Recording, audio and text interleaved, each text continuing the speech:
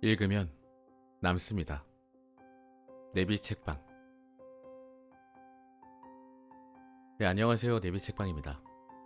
오늘 읽어드릴 책은 심연이라는 책입니다. 나를 깨우는 짧고 깊은 생각. 매일 아침 기꺼이 인생의 초보자가 되십시오. 서울대 배철현 교수가 전하는 자기 성찰의 4단계. 고독, 관조, 자각, 용기. 나를 바라보고 나를 발견하고 나를 깨닫고 나다운 삶을 만들자. 배철현 지음 21세기 북스입니다.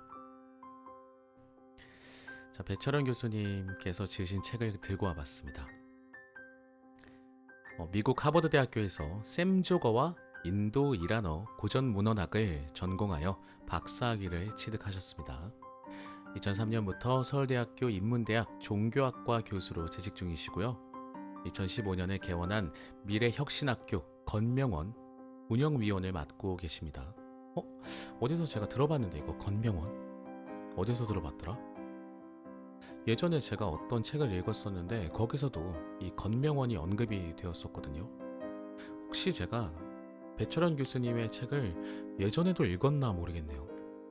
이 건명원이 기억이 나서요. 저서로는 신의 위대한 질문, 인간의 위대한 질문 등이 있습니다. 이 책 외에도 시리즈가 좀 있어요. 이게 심연이고 심연 다음에 수련, 그 다음 정적, 그리고 승화, 이렇게 4권으로 이루어져 있거든요. 제가 방송에서 이 책을 모두 다 다룰지는 모르겠는데 일단은 심연부터 시작해 보려고 합니다. 자, 목차 소개 한번 드려보도록 하겠습니다. 혹시 목차가 듣기 번거로우신 분들은 제가 클립으로 나눠 둘 테니까 조금만 확인해 보시면 바로 본문으로 넘어가서 들으실 수 있습니다. 처음으로 프롤로그. 하루 10분 나를 깨우는 짧고 깊은 생각. 하루에 10분이면 나를 깨울 수 있다고 말씀해 주고 계시네요. 우리가 그렇게 큰 시간을 들이지 않고도 10분이면 나를 알기에 충분할 수 있는 시간이 아닐까 생각을 해봅니다. 1부 고독, 혼자만의 시간 갖기. 순간, 봄의 악동으로 싹이 트는 찰나의 시간. 생각, 인생이라는 집을 짓도록 도와주는 설계도.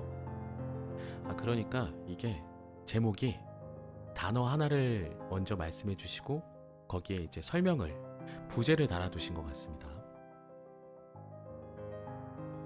현관, 진화를 위해 거쳐야 하는 장소. 인내, 열정과 몰입이 안겨주는 선물. 침묵, 자신에게 몰입할 때 들리는 내면의 소리. 실패, 어두운 숲속에서 길을 잃은 적이 있는가. 동굴, 환상과 공포가 함께 존재하는 매혹적인 공간. 2부 관조, 있는 그대로의 나를 발견하기. 묵상, 나를 돌아보게 하는 제3의 눈. 단절, 과거의 나를 과감히 버리는 용기. 숭고, 불완전한 나를 끌어안는 삶의 태도. 사유, 내가 나에게 줄 수 있는 거룩한 선물. 관찰, 보이지 않는 것을 보는 연습. 이 말은 참 예쁘네요. 보이지 않는 것을 보는 연습. 보이지 않는 것도 많겠지만 우리는 놓치고 사는 것들이 더 많지 않을까 싶네요. 자세히 들여다보지 않고 그냥 지나쳐버릴 수밖에 없는, 뭔가 이 바쁜 시간을 살 수밖에 없는 이 사회의 현실 때문에 우리는 보이지 않거나 아니면 보이고도 못 보고 지나가는 것들이 참 많지 않을까 생각해 봅니다. 오만. 자신에게 닥쳐오는 위험을 감지하지 못하는 상태. 시면. 이제껏 발을 들인 적 없는 미지의 땅. 삼부. 자각. 비로소 찾아오는 깨달음의 순간. 괴물. 나를 조정하는 내 안에 또 다른 나. 임시치아. 현실에 안주하고 있는 나를 바꿀 유일할 무기. 가면. Show yourself. 당신 자신을 내게 보여주십시오. 갈림길. 내가 선택한 그 길에는 발자국이 찍혀 있지 않았다. 멘토. 스스로 운명을 개척하려는 자에게만 찾아오는 스승. 진부. 나에게 찾아오는 새로움을 막는 회방꾼. 자립. 당신 자신과 무관한 그 어떤 것도 추구하지 마십시오. 사부. 용기. 자기다운 삶을 향한 첫걸음. 목. 이 목은 그 모의 기억 시옷입니다. 목. 당신의 마하트는 무엇인가? 잠시만요. 마하트가 뭔지 잠깐만 확인하고 오겠습니다.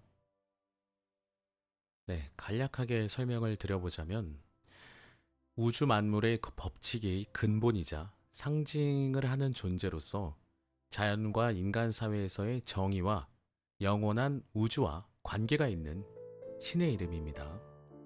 이집트 신인 것 같습니다. 태양신 라의 딸로 나온다고 하네요. 일단 자세한 설명은 직접 찾아보시면 좋을 것 같고요. 네, 간략하게 설명을 여기까지 드리도록 하겠습니다. 마하트. 네, 당신의 마하트는 무엇인가? 열정. 나를 가장 나답게 만드는 힘. 믿음. 자기 자신을 구원하는 유일한 길. 아우라. 당신의 아우라는 얼마나 숭고한가. 착함. 자신에게 소중한 것을 인내로써 지켜내는 행위. 와, 이거는 정말 너무 예쁘네요, 말이. 소중한 것을 지켜내는 행위가 착한 거래요. 옳음. 올음입니다. 올음. 양심을 용기 있게 행동으로 옮기는 것. 결국엔 행동이 들어가야 옳은 것이 되는 걸까요? 빛의 축제. 자기 자신이 곧 별이다. 마지막으로 에필로그. 이제는 나를 돌아볼 시간. 책의 가장 앞 페이지에서 하루 10분이라고 말씀을 해주셨죠. 하루 10분. 네. 매일 아침 하루 10분이면 된다고 프롤로그에서 말씀을 해주셨습니다. 자, 그럼 목차는 여기까지 소개해드리도록 하겠고요. 이제 프롤로그부터 천천히 읽어보도록 하겠습니다. 시면. 나를 깨우는 짧고 깊은 생각. 매일 아침 기꺼이 인생의 초보자가 되십시오. 마이스터 에크하르트. 프롤로그. 하루 10분 나를 깨우는 짧고 깊은 생각. 지금 당신은 행복한가요? 라는 질문을 받는다면 나는 뭐라고 대답할까? 행복이란 어떤 감정이며 그것은 대체 어디에서 오는 것일까? 지금 이 순간 행복하다고 느낀다면 그 행복이 내일도 지속될까? 행복과 불행은 내 마음의 상태다. 흔들림 없는 고요한 마음, 그것이 곧 행복이다. 그러니 외부에서 일어나는 일이나 환경이 나의 행복에 영향을 끼칠 수는 없다. 이 고요한 마음 상태를 유지하려면 수련이 따라야 한다. 이때 필요한 도구가 자신의 마음을 응시하는 생각이다. 생각을 훈련하는데도 수준과 단계가 있어서 마치 태권도를 배울 때처럼 흰 띠에서 출발해 노란 띠, 파란 띠, 빨간 띠, 그리고 검은 띠에 도달하는 과정을 거쳐야 한다. 육체의 훈련과 마찬가지로 정신도 꾸준히 훈련하다 보면 점점 더 높은 단계에 이를 수 있고 얼마든지 자신만의 고유한 임무를 찾을 수 있다. 삶은 자신만의 임무를 발견하고 실천해 나가는 여정이다. 그리고 이 여정에는 늘 예상치 않은 괴물이 등장한다. 이 괴물을 극복할 수 있는 생각의 첫 번째 단계는 바로 열정이다. 열정은 자기 자신을 있는 그대로 바라보는 용기다. 열정은 결코 타인을 향한 부러움이나 흉내내기가 아니다. 열정은 자신의 약점과 열등감을 낱낱이 들여다보고 파악하는 과정에서 생겨난다. 우리는 이 열정을 통해 스스로를 독립적인 인간으로 만들고 자신만의 유일무이한 임무를 발견하게 된다. 열정에서 가장 필요한 덕목은 알게 모르게 자신을 얽매고 있는 수많은 구태의연함과 과거로부터 과감하게 결별하는 용기다. 이 열정은 내면 가장 깊숙한 곳, 시면으로 가는 지표다.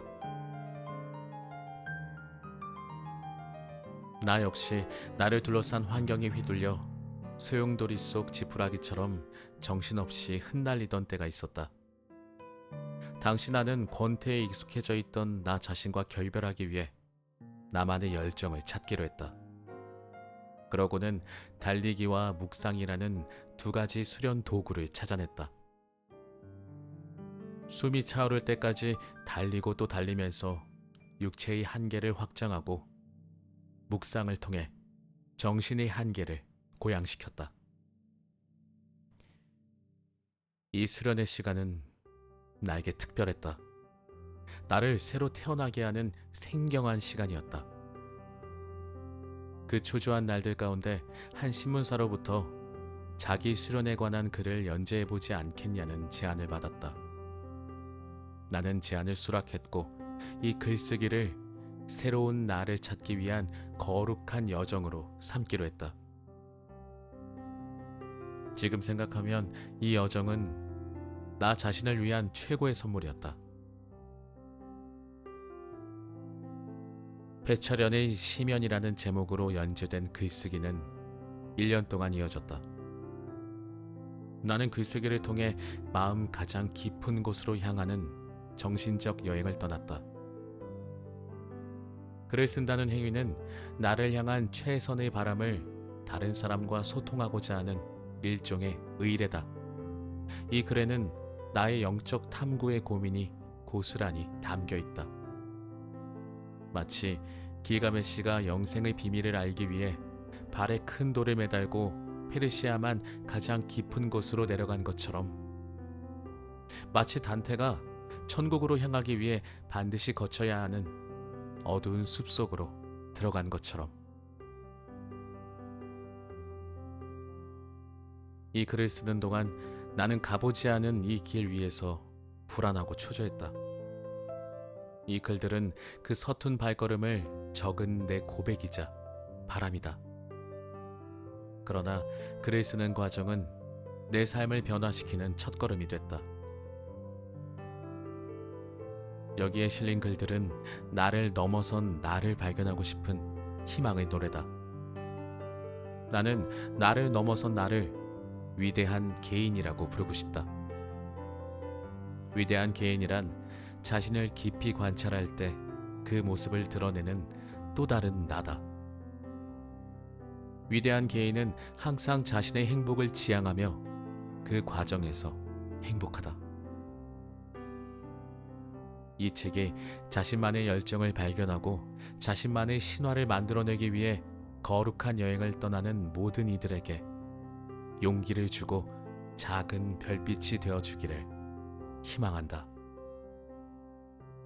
2016년 7월 배철현 저자님 대신해서 읽었습니다. 마지막에 이 부분이 또 마음에 너무 와닿네요. 위대한 개인은 항상 자신의 행복을 지향하며 그 과정에서 행복하다.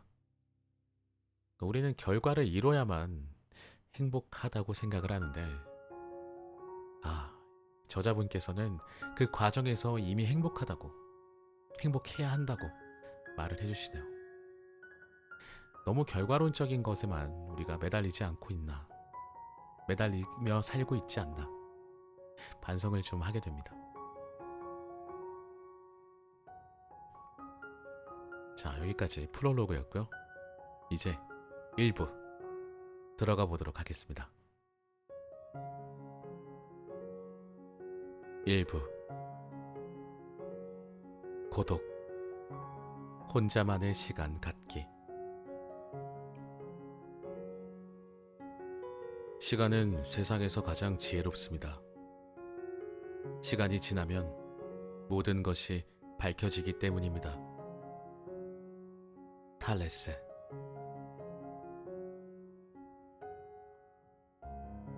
순간 봄의 약동으로 싹이 트는 찰나의 시간. 눈을 뜨면 갓 뽑은 커피를 마시며 하루를 시작한다. 현생 인류가 태어난 장소가 케냐와 에티오피라는데 매일 아침 새로운 시작을 다짐하는 나를 잠에서 깨우는 것도 에티오피아산 커피다. 동물에서 인간이 된 그 순간의 비밀이 이 커피에 담겨 있는지도 모른다. 따뜻하던 커피는 이내 식어버린다. 나도 언젠가는 이처럼 식어버릴 것이다. 그리고 안개처럼 사라져버릴 것이다. 인류가 살고 있는 이 지구도 50억 년이 지나면 자전할 힘을 잃고 멈출 것이라고 한다. 이 모든 현상을 아우르는 우주의 원칙이 있다. 원칙이라기보다는 차라리 괴물에 가깝다. 시간이 지나면 흔적도 없이 만물을 삼켜버리는 괴물. 우주에서 가장 강력한 괴물은 바로 시간이다. 시간과 세월을 이길 수 있는 것은 아무것도 없다. 시간은 그 무엇에도 아랑곳하지 않고 흘러가 버린 뒤 결코 원래의 자리로 돌아오지 않는다. 과학은 137억 년 전의 빅뱅의 순간을 말하지만 빅뱅은 그 어떤 종교적인 혹은 철학적인 개념보다 더더욱 신비에 쌓여 있다. 만물의 시작을 설명하려다 만들어낸 상상의 개념이기 때문이다. 시간은 그 흐름의 시작과 끝을 볼 수도 없고 알 수도 없다. 쏜살같이 왔다가 흔적도 없이 사라지는 시간. 그래서 우리는 매 순간 무방비 상태로 미래에 진입한다. 어떻게 이렇게 깊이 있는 표현을 쓰실 수 있을까요? 정말 놀랍습니다. 네, 쏜살같이 왔다가 흔적도 없이 사라지는 시간. 우리는 매 순간 무방비 상태로 미래에 진입한다. 계속 읽어보겠습니다. 그 결과 우리에게 남는 것은 지나간 시간에 대한 회상뿐이며 나의 정체성을 만들어주는 것도 바로 시간의 흔적이다. 과거는 순간에 지나지 않는다. 20년 전이든 20분 전이든 모두가 순간의 사건이라는 점에서 경이롭기까지 하다. 워싱턴 어빙의 립 반 윙클이라는 소설이 있다. 이 소설은 유럽 신화와 전설에 뿌리를 두지만 미국에서 일어난 동네 이야기이기도 하다. 워싱턴 어빙은 이 소설을 1818년의 어느 날 저녁, 하룻밤에 완성했다고 한다. 그는 자신이 미국 뉴욕주에 있는 허드슨강 계곡에서 경험했던 일을 영국의 오랜 신화와 뒤섞어 이야기를 만들었다. 이 이야기는 미국이 영국으로부터 독립하기 위해 무엇을 해야 하는지를 알려주는 알레고리다. 잠시만요. 알레고리가 뭔지 잠깐만 좀 찾아보겠습니다. 네, 알레고리란 모든 예술에 두루 쓰이는 다르게 말하기 문학적 표현 기법입니다. 네, 그래서 인물, 장소, 사건 등의 매개체를 바탕으로 비유하여 이야기를 풀어나가는 방식이라고 하네요. 저도 이걸 하면서 공부를 하나씩 하고 있습니다. 계속 읽어보도록 하겠습니다. 주인공 립반 윙클은 아내의 잔소리가 싫어서 울프라는 이름의 개와 함께 어슬렁거리며 뉴욕 인근의 카트스킬 산속으로 향한다. 당시는 영국 왕 조지 3세가 미국을 다스리던 시절이었다. 그는 산속에서 밀주를 마시며 볼링을 치는 사람들을 구경하다가 깜빡 잠이 든다. 한참 뒤에 눈을 떠보니 어느새 아침 햇살이 비치고 있었다. 울프는 사라졌고 들고 왔던 장총은 녹이 슬었으며 턱수염도 덥수룩하게 자라 있었다. 모든 게 어리둥절하기만 한 립반 윙클은 마을로 내려와 평소 자주 가던 여관으로 향한다. 여관 벽에는 못 보던 국기와 사진이 걸려 있다. 미국 성조기와 미국의 초대 대통령 조지 워싱턴의 초상화다. 자신이 잠깐 잠든 사이 조지 워싱턴의 혁명으로 미국이 영국으로부터 독립을 한 것이다. 이제 립반 윙클은 영국인이 아닌 미국 시민이 되어 있었다. 한순간 잠들었을 뿐인데 20년이라는 세월이 흘러가 버린 것이다. 눈 깜짝할 사이 흘러가 버린 20년의 세월 앞에 어리둥절한 사람이 어디 립반 윙클 뿐이겠는가. 우리는 시간이라는 C줄과 공간이라는 날줄이 교차하는 지점에 존재한다. 시간과 공간을 정지시키기 위해서는 둘의 공통 분모인 사이, 즉 간을 포착해야 한다. 이것을 순간이라고 한다.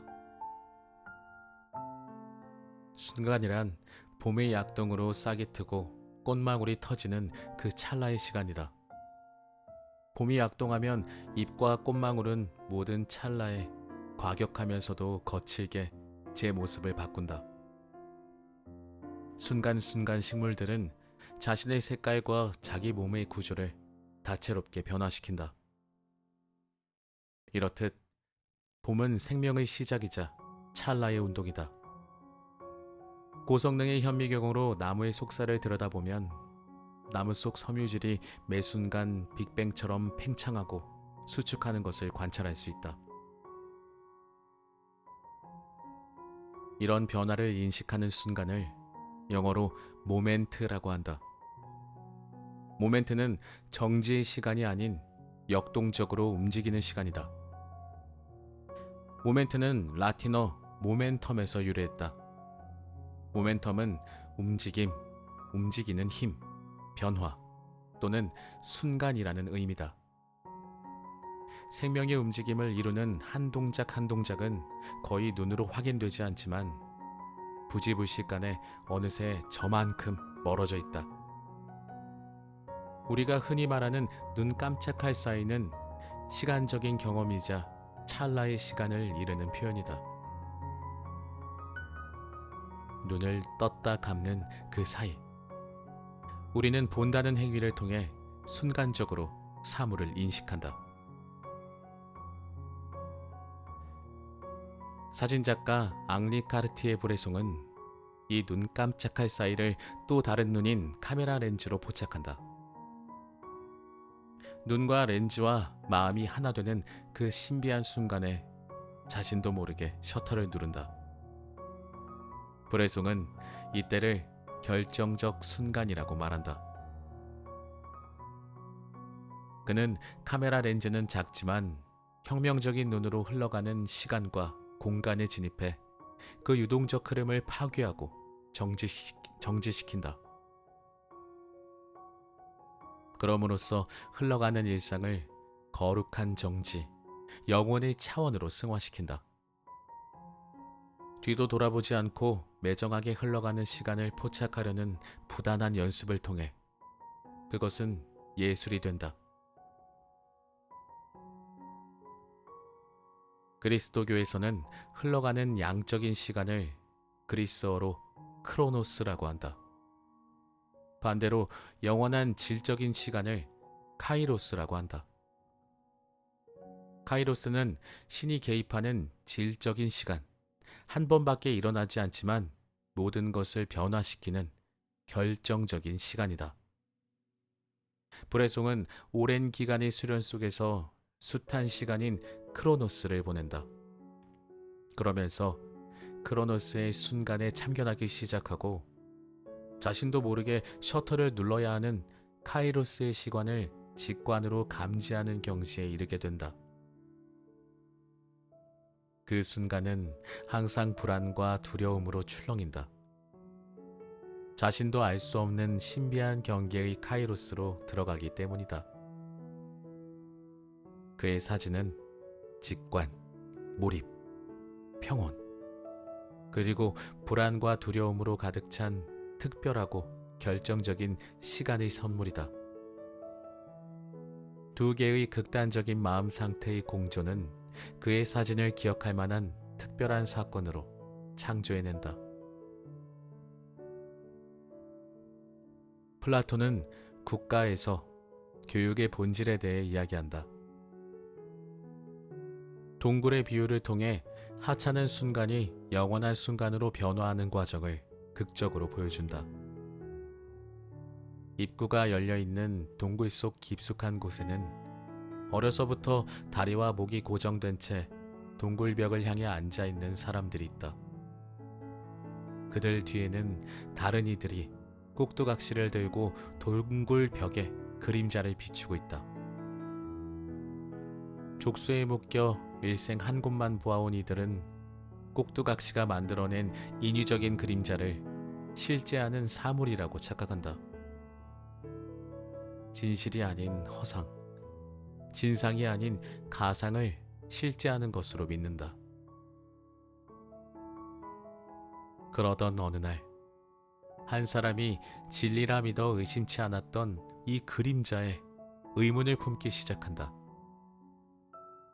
그림자의 속박으로부터 벗어나야겠다는 결심에 이제껏 자신이 매달려온 안전장치이자 자신을 속박했던 억압의 족쇄를 부순다. 그런 다음 한순간에 일어나 일생 동안 보아온 동굴벽에서 눈을 뗀다. 동굴벽이 아닌 빛이 있는 쪽으로 천천히 걸어간 뒤 고개를 높이 든다.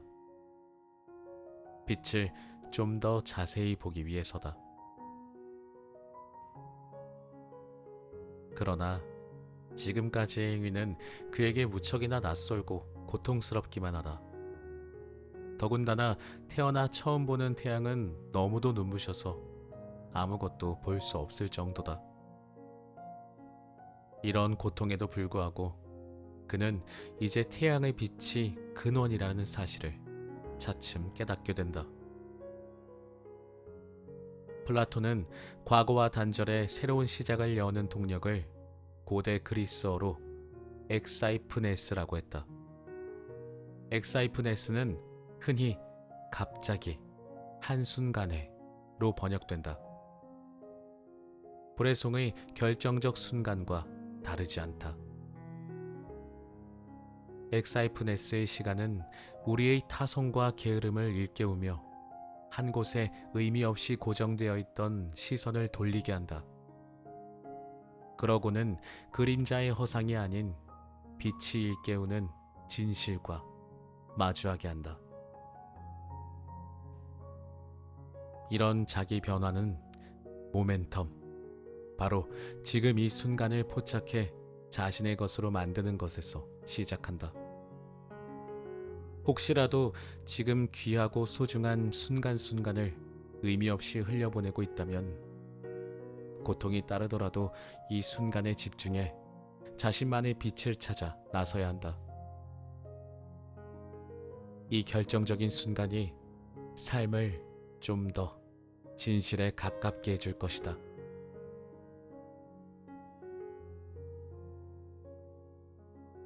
저는 누구에게 무언가를 가르칠 수 없습니다. 저는 그들이 생각하게 만들 뿐입니다. 소크라테스. 생각. 인생이라는 집을 짓도록 도와주는 설계도.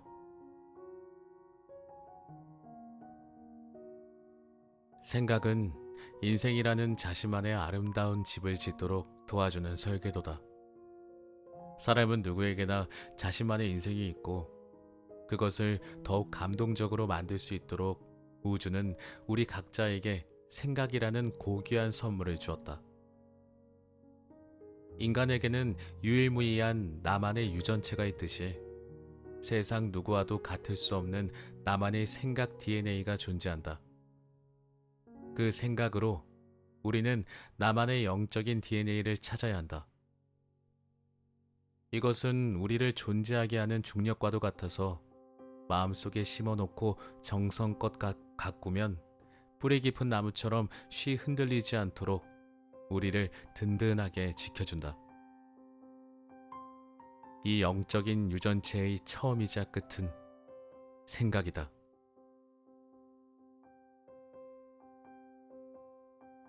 천재란 자신만의 고유한 생각이 있다는 것을 믿고 그것을 지속적으로 찾는 사람이다. 그리고 찾아낸 그것을 소중히 여기며 일생 동안 묵묵히 실천하는 사람이다. 또한 그 생각을 믿으며 자신에게 진실한 것이 인류 모두에게도 진실하다고 믿는 사람이다. 믿음이란 자신에게 중요한 한 가지를 찾아 소중하게 지키는 삶의 모습이다. 마음속에 숨어있는 이 천재성을 찾아내기 어려운 것은 우리 스스로 타인의 생각과 글, 사회가 인정한 전통과 교리를 암기하는데 더 익숙해져 있기 때문이다. 그리고 나에 대한 사회의 평가가 진정한 자기 자신인 양 믿는다. 우리는 외부의 기준과 평가에 자신을 끼워 맞추는데 매우 탁월하다. 자신도 모르는 사이 그렇게 길들여졌기 때문이다. 그러나 천재는 다르다. 그들은 마음속 깊은 곳에 숨어있는 자신의 욕망을 탐색하고 발견한다. 그리고 그것을 세상에서 가장 소중한 보물이라 여기며 삶을 통해 그것을 실현한다. 천재는 남다른 생각에서부터 시작한다. 이 생각은 자신이 경험한 세계 안에서 아무런 노력도 없이 습관적으로 하는 게 아니다. 생각은 매일매일 변화를 거듭하며 나 자신을 더 아름다운 삶으로 인도하는 높은 차원의 시선이다. 그 시선은 어제까지 소중하게 여겼던 가치를 아낌없이 버리고 그 한계를 선명하게 보는 것이다. 고대 이스라엘인들이 사용하던 히브리어 중 샤르라는 단어가 있다. 샤르는 생각이라는 의미와 함께 성문이라는 뜻도 가지고 있다. 한 단어에 생각과 성문이라는 전혀 다른 의미가 담겨 있어 조금 생뚱맞기도 하다. 그런데 이 두 의미를 가만히 되새겨보면 두 단어의 교차점이 있다.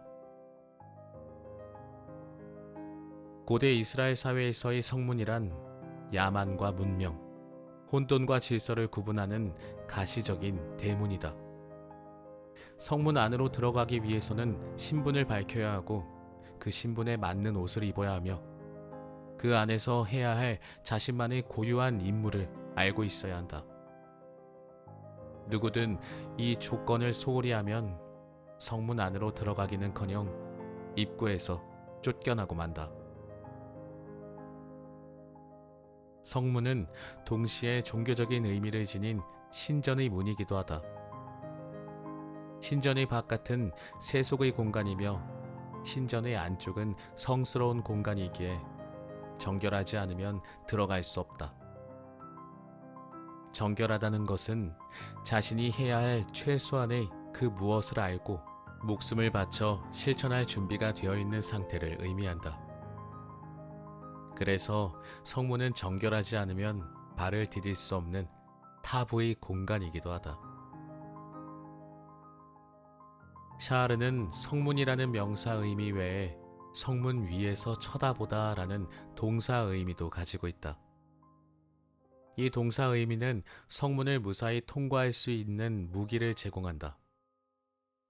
그 무기는 성문 위에서 내려다보듯이 더 나은 미래를 향해 진입하려는 현재의 나에 대한 관찰이다. 이 성문 위에 서면 지금까지 걸어온 삶의 궤적을 확인할 수 있고 성문을 지나 내가 나아가야 할 미지의 길을 짐작할 수 있다. 그러므로 샤르는 신전의 문 위에서 자신의 신전으로 들어가려는 나 자신을 관조하다라는 의미이며 바로 그것이 생각의 의미와 만나는 지점이다. 생각을 한다는 것은 삶의 여정 가운데 잠시 멈춰서서 지금 내가 어디쯤 와 있는지 그리고 어디로 가고 있는지를 정교하게 헤아리는 훈련이다. 한 발 한 발, 지금 내가 내딛는 이 삶의 여정은 오직 나만의 것이다. 그러니 당연히 거룩하지 않을 리 없다. 나의 심연 속에 숨어 있는 유일한 신념, 이것이야말로 나의 보물이자 나의 천재성이다. 문제는 우리 대부분이 그 보물을 찾아 떠나는 거룩한 여행을 좀처럼 시도하지 않는다는 데 있다. 다른 누군가가 그 보물을 발견하기라도 하면 사람들은 감동의 박수를 보낸다. 늘 주저하기만 하던 이들에게 자신만의 보물을 찾아 나설 수 있도록 용기를 주기 때문이다. 가장 심오한 나의 생각이야말로 모두의 공감을 불러일으키는 가장 보편적이고 우주적이며 영적인 생각이다. 그러므로 우리는 내 안에 숨어있는 천재적인 섬광을 감지하고 응시해야 한다. 천재들은 다른 이들이 만들어 놓은 밤하늘의 별을 찬양하거나 그 내용을 암기하지 않는다. 그들은 자신의 심연 속에 감추어져 있는 이야기를 용기 있게 말한다. 그들은 자신의 내면에서 발견한 희미한 빛조차도 결코 무시하지 않는다. 스스로의 생각을 귀하게 여기기 때문이다. 내 안에서 일어나는 빛은 모두 숭고하다. 월트 휘트먼의 시 나 자신을 위한 노래는 이렇게 시작한다. 나는 나 자신을 축하하고 나 자신을 노래합니다. 내가 옳다고 생각하는 것을 당신도 옳다고 생각할 것입니다.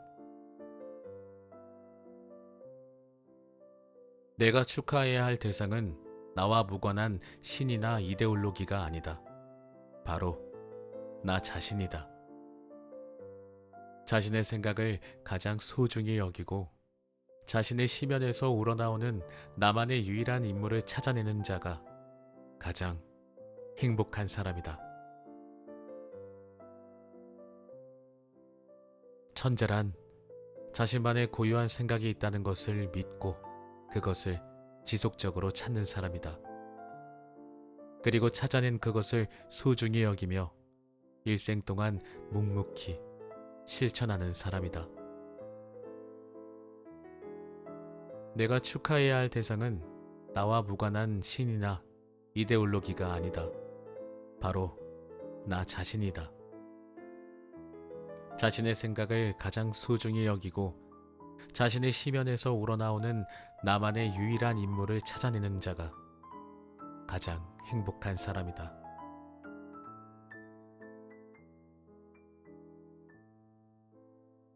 사람들은 세상이 변해야 한다고 생각합니다.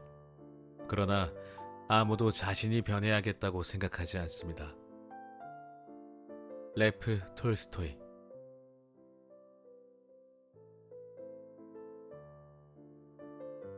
현관. 진화를 위해 거쳐야 하는 장소.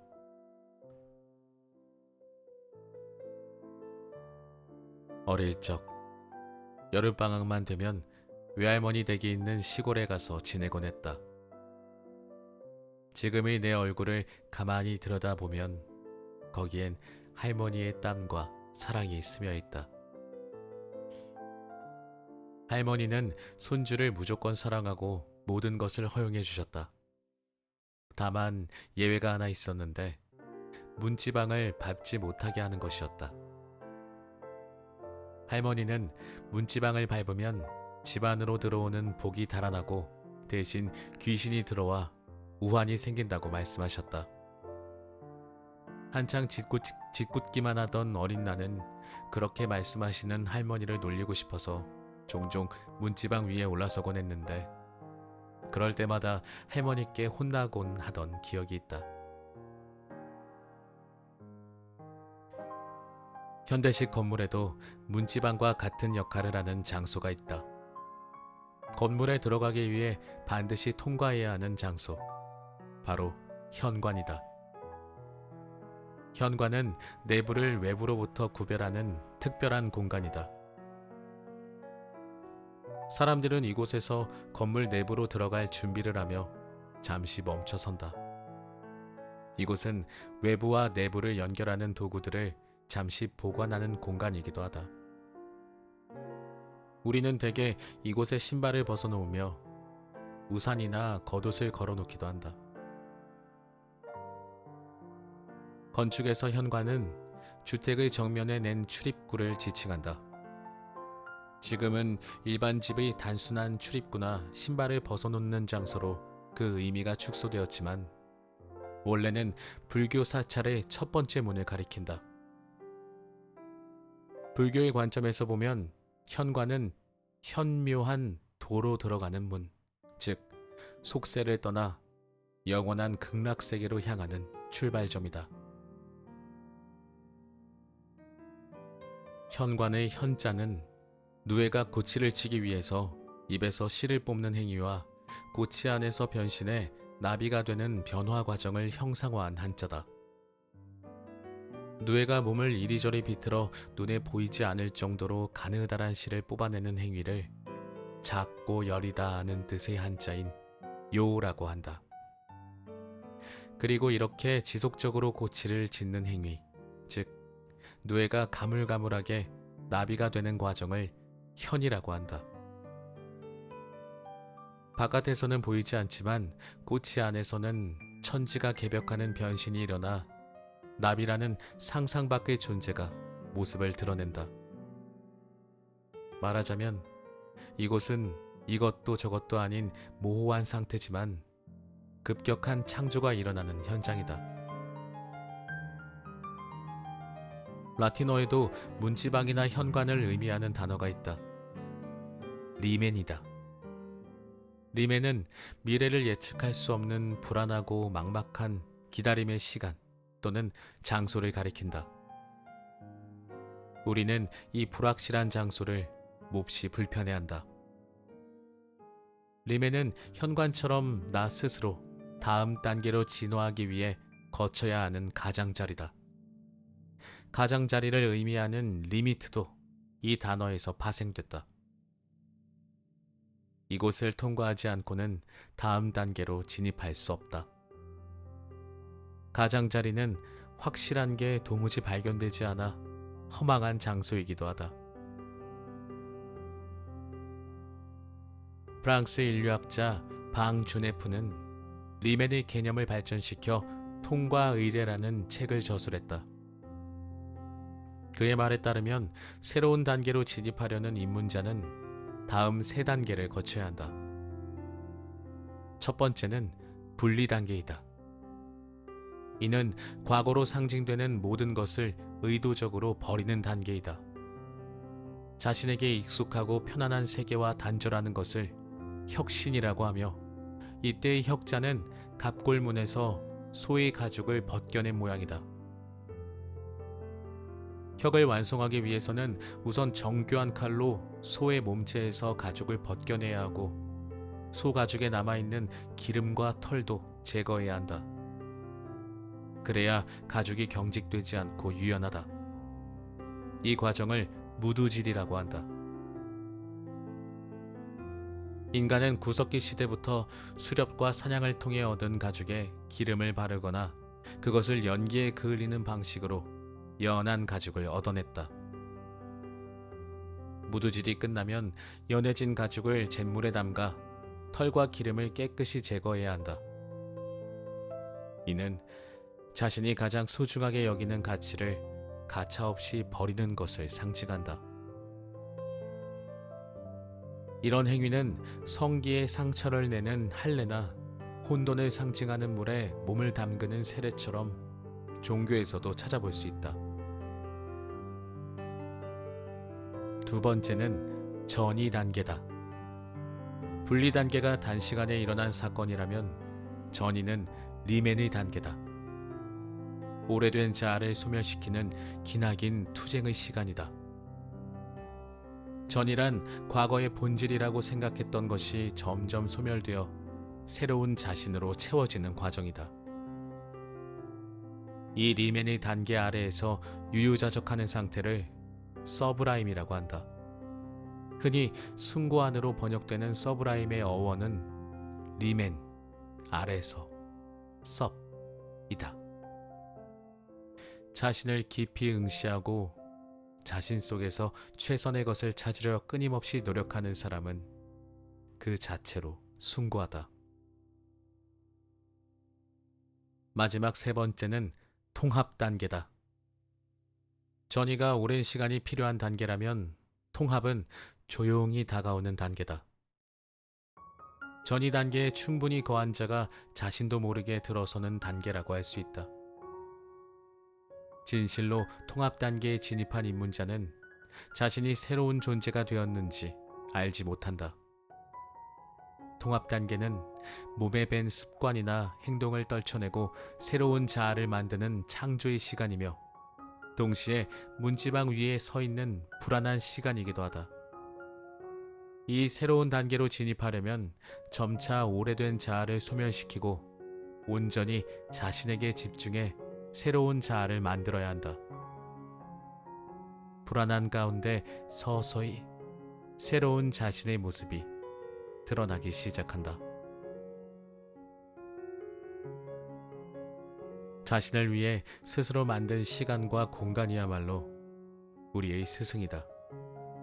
그리고 이 분리된 시간과 공간을 고독이라고 한다. 고독은 다른 이들과 어울리지 못해 불안해하는 외로움의 상태가 아니다. 의도적인 분리의 상태이자 자신을 위한 최고의 선물이다. 자신에게 온전히 헌신하고 묵상하는 고독의 시간을 통해 보통 사람들도 위대한 성인이나 위인으로 변화할 수 있다. 당신은 지금 어디쯤 서 있는가? 자신의 삶이 변화되기를 원한다면 현관에 서라. 지금 곧.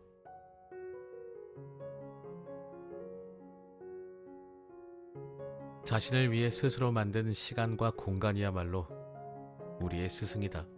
그리고 이 분리된 시간과 공간을 고독이라고 한다.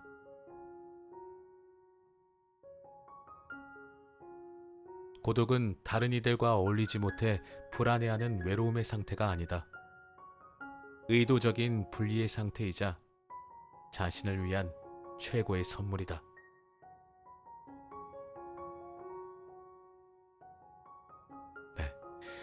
오늘의 책 시면 여기까지 읽어보도록 하겠습니다.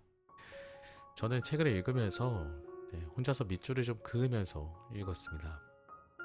그래서 잠깐 동안 읽지 않고 제가 빈 소리가 난다면 그건 제가 뭔가 다른 것을 하고 있다는 건데, 물을 마시거나 아니면 밑줄을 그을 때 아마 공간이 좀 생길 겁니다.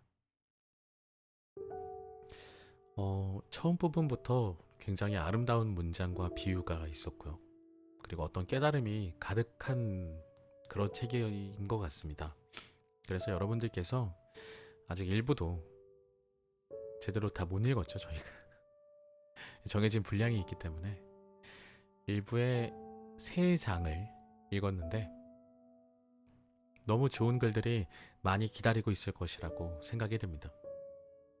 매일 아침 딱 10분만 눈으로 읽으시면 더 빨리 읽으실 수도 있고, 그리고 본인이 원하는 부분을 더 깊고 뚜렷하게 읽어보실 수 있으니까 직접 한번 읽어보시길 추천드리면서 오늘의 책 시면 여기까지 하도록 하겠습니다. 들어주신 여러분들 모두 감사드리고요. 다음 시간에도 재미있고 유익한 책으로 찾아뵙도록 하겠습니다. 감사합니다.